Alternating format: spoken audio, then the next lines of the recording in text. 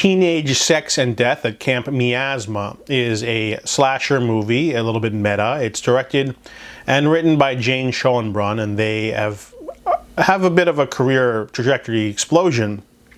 They did a movie called We're All Going to the World's Fair, which I thought was interesting, and then they did a movie called I Saw the TV Glow, which was a big trans sort of allegory. So not a lot of people watched it. It was A24, got a wide release, but this one is a little bit different.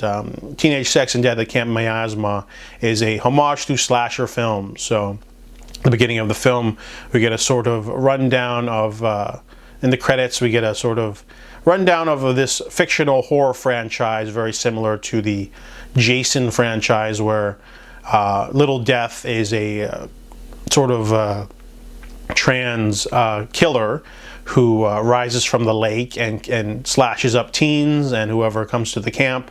And they made so many movies to the point where there's like at least 15 of them now, and they're into action figures and video games. They do a lot of world building with this. I like that. We're mainly following Kris Williams. She is a queer director who wants to reboot the series, and she's given a chance because she made a pretentious art film.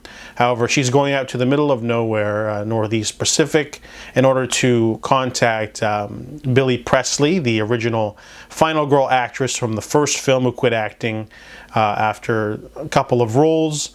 So she's out there trying to convince her with a pitch, and they have dinner. However, Billy might be a little bit weird, and Kris is trying to explore herself. The two of them get really personal, and then they watch some of the first movie, which we get some slasher action, and it's all right. And then the movie goes into a wildly different direction, and a really large metaphor. It really kind of went over my head a little bit. I was falling asleep at some scenes because the movie's very slow. But if you're expecting like a full-on normal slasher movie, you're not gonna really enjoy it. It's less like that. It's more of a love letter to the genre, but it's also more so a metaphor for blossoming sex and desire.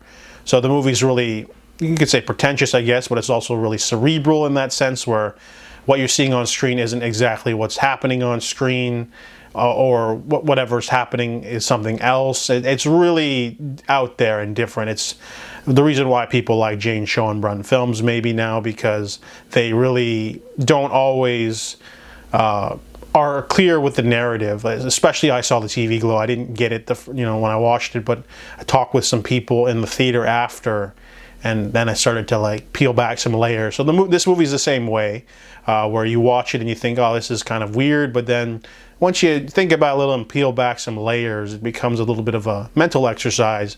It's definitely unique and weird and different. It's got a really interesting aesthetic. The acting's really good, of course. It has a weird sense of humor. So definitely not a movie for everyone. My theater was packed because of a limited theater release, so it was sold out. And it seems to be connecting because there's a lot of laughs in my theater, but more so aimed at the queer crowd.